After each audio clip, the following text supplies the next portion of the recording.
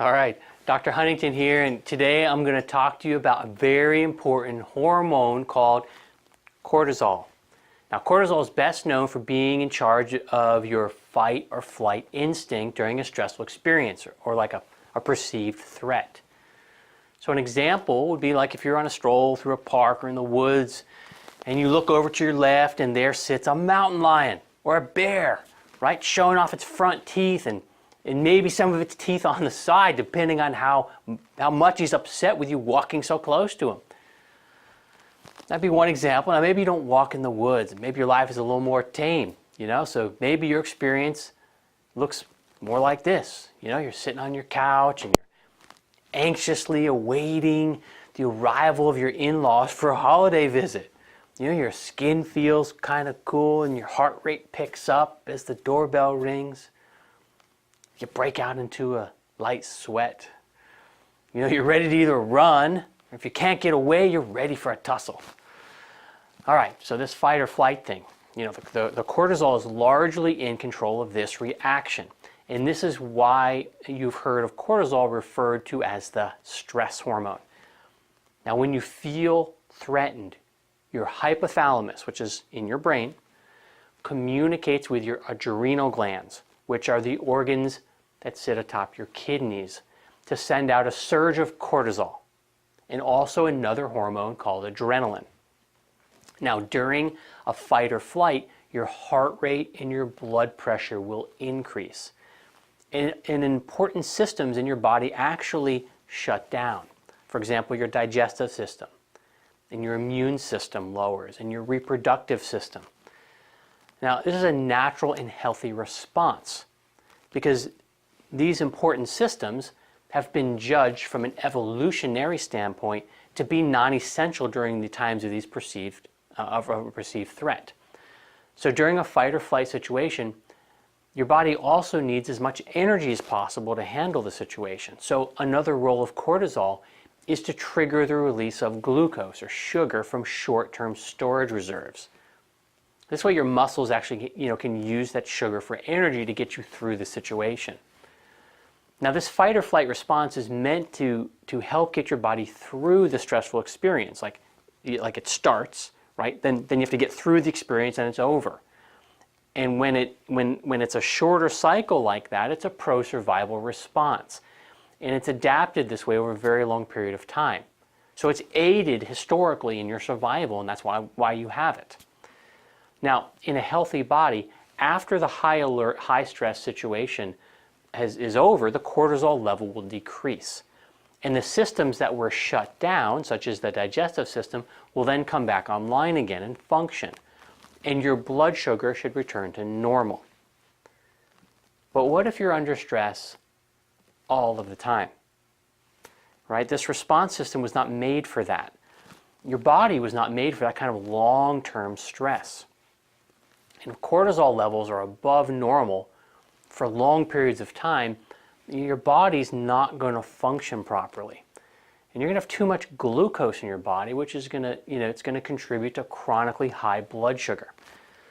Now, despite the fact that this stress response is pro-survival in certain situations, it's really unhealthy to be in this state long term. And here's a way you could look at it. Think of stress as a light switch and cortisol as the light bulb, right? So if you turn the light switch on, the bulb heats up. And if the switch never gets turned off, the bulb will always be hot and never gets a chance to cool down. This is kind of what's going on in your body. The chronic stress causes like a sustained level of high cortisol. So you're constantly pumping out cortisol. And in that state, your body's going to experience things like disrupted sleep and digestive issues, because remember, digestive system getting shut down, right? Weight gain, heart disease, memory impairment, even anxiety and depression. So cortisol also directly affects another really important hormone that I talk about a lot, and that's insulin. So let's look at the relationship between these two. If you look here at the board, as cortisol levels rise, right, you get a rise in blood sugar. We talked about that earlier. And then in response, you get a rise in insulin. unfortunately, that rise in insulin is there's a loop, it goes back and it'll end up increasing the cortisol again. So we'll talk about that, in a moment. The primary role of insulin, of course, is to regulate how your body uses and stores glucose and fat. And when you have a consistently high cortisol level, you're going to have an excess of glucose in your body, right? So this raises your blood sugar, and then your body produces the insulin to counterbalance the rise in blood sugar, right? To keep that blood sugar under control. The cortisol also works to make sure that glucose is available for immediate use and not stored in your body. So how does it do that? Well, it actually blocks the effect of insulin. So you have cortisol raising blood sugar, which is causing insulin to be released, but then the cortisol is blocking the effect of the insulin. And you might wonder, that's counterproductive. I mean, why does that even really happen? But you got to realize that cortisol is the hormone for fight or flight. So it's overriding everything else, including the insulin. Because it's being pumped out in a situation where the perception is that you're in immediate danger. So cortisol is dominant, and it overrides your system until the danger is gone. Now, over time, your pancreas, it pumps out more insulin to get the same level of response, right? Because cortisol's high, blood sugar's high, insulin's high.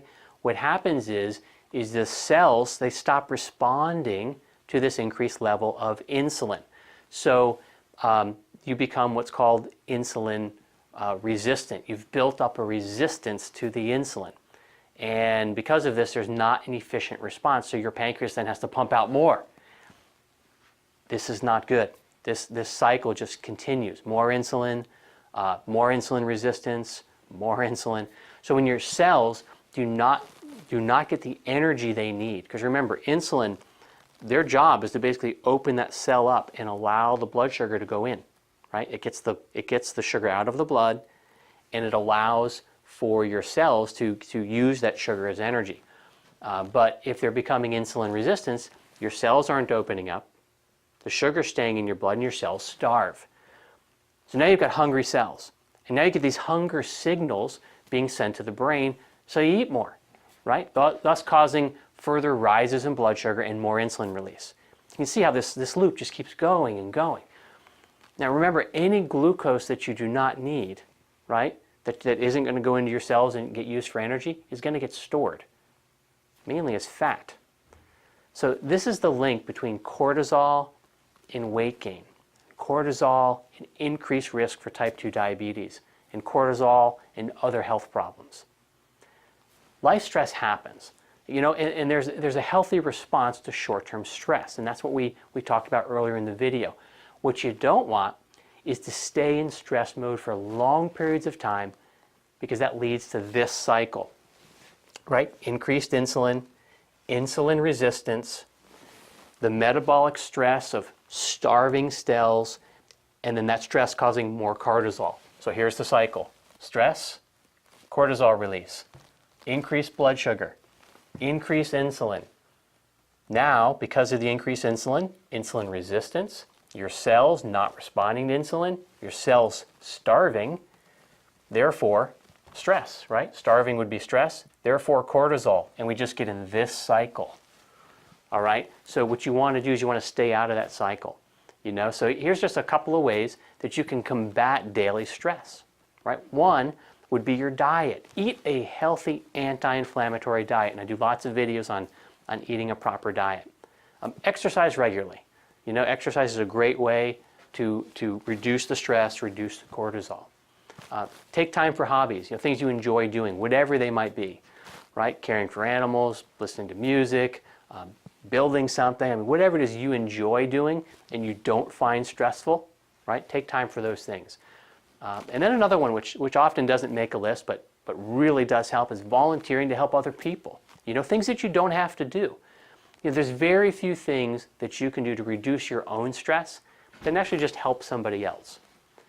All right, so I'll see you in the next video. And until then, your homework for today is to help at least one person today, one extra person that wouldn't have been part of your normal, daily routine. Help them with something, that's not part of your routine that they maybe don't necessarily expect, even if it only takes a couple minutes. Okay, I'll see you soon in the next video.